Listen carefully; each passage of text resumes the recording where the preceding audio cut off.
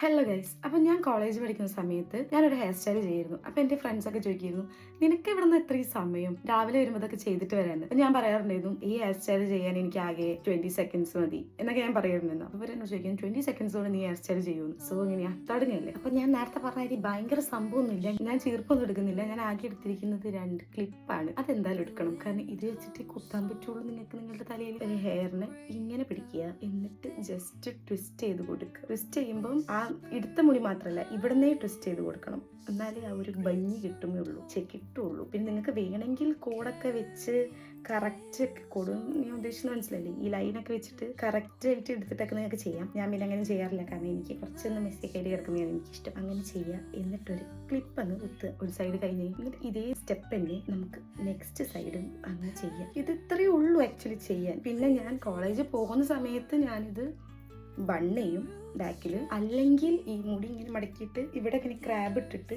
ഇങ്ങനെ ഇട്ടുള്ളൂ എൻ്റെ hair style. സത്യം പറഞ്ഞാൽ 20 സെക്കൻഡ്സും വേണ്ടെന്നാണ് എനിക്ക് തോന്നുന്നത്. എനിക്ക് 20 സെക്കൻഡ്സിൻ്റെ ഉള്ളിൽ ചെയ്ത് തീർക്കാൻ പറ്റിയ ഹെയർ സ്റ്റൈലാണ്. നിങ്ങൾ ഒരു 2-3 പ്രാവശ്യം കേട്ട് കഴിഞ്ഞാൽ നിങ്ങൾക്ക് ചിലപ്പോൾ 10 സെക്കൻഡ്സിലൊക്കെ ചെയ്ത് തീർക്കാൻ പറ്റും. അപ്പോൾ അത്രേ ഉള്ളൂ. ഇഷ്ടപ്പെട്ടെങ്കിൽ to like, share and subscribe to my channel. So അടുത്തൊരു വീഡിയോയിൽ കാണുന്നത് വരെ ബൈ.